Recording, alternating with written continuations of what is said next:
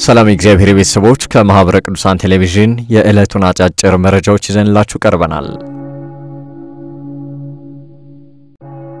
ብፁዕ አቡነ ማቴዎስ ከኡጋንዳ ፕሬዝዳንት ዩዌሪ ሙሴቬኒ ጋር ተወያዩ። የምስራቅና ሰሜን አፍሪካ አህጉረ ስብከት ሊቀ ጳጳስ ብፁዕ አቡነ ማቴዎስ በኡጋንዳ በነበራቸው ሐዋርያዊ አገልግሎት ከፕሬዝዳንት ዩዌሪ ሙሴቬኒ ጋር መወያየታቸው ተገልጿል። የኢትዮጵያ ኦርቶዶክስ ተዋሕዶ ቤተክርስቲያን አዘውትራ ስለ ሀገር፣ ስለ መሪዎችና ስለ ሕዝቦቿም ሰላም ትጸልያለች ያሉት ብፁዕ አቡነ ማቴዎስ ታላቋ የኢትዮጵያ ኦርቶዶክስ ተዋሕዶ ቤተክርስቲያን በኡጋንዳ ስለተደረገላት ድጋፍም ምስጋናቸውን አቅርበዋል። ፕሬዝዳንት ሙሴቬኒ በበኩላቸው ከኢትዮጵያ ኦርቶዶክስ ተዋሕዶ ቤተክርስቲያን አባቶች ጋር ተገናኝተው ኡጋንዳ ለፓን አፍሪካኒዝምና ለሃይማኖታዊ መቻቻል ያላትን ቁርጠኝነትም ገልጸዋል የተባለው ዘገባው የኢትዮጵያ ኦርቶዶክስ ተዋሕዶ ቤተክርስቲያን መገናኛ ብዙሃን ስርጭት ድርጅት ነው። ክርስትናችን ዘመን በፈጠረው ውዝግብ ሊሸረሸር አይገባም ሲሉ ብፁዕ አቡነ መልከጼዴቅ አሳሰቡ።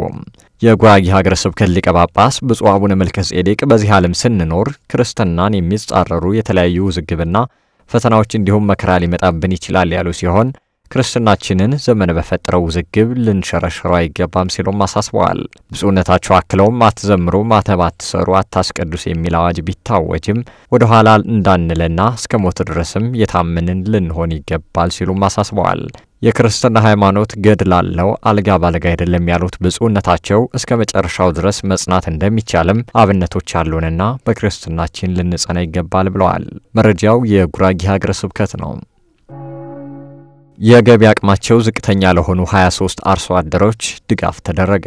የጌዲዮ ኮሬና ቡርጂ ሀገረ ስብከት በጌዲዮ ዞን ለሚገኙ 23 አርሶ አደሮች የእንሰት ድጋፍ ማድረጉ ተገልጿል። የእንሰት ችግኝ ድጋፍ እንዲደረግ በተጠየቀው መሰረት ሀገረ ስብከቱ ከ50,000 ብር በላይ ወጪ በማድረግ ለእያንዳንዳቸው 23 አርሶ አደሮች 100 የእንሰት ችግኝ ድጋፍ ማድረጉን ነው ያስታወቀው።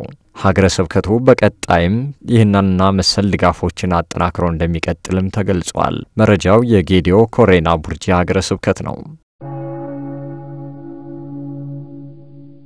ለዕለቱ ያዝንላችሁ አጫጭር መረጃዎች የእስካሁኖቹን ይመስሉ ነበር። ሰላም እግዚአብሔር ከሁላችን ጋር ይሁን። ከቀሪ የጣቢያችን መሰናዶች ጋር መልካም ቆይታ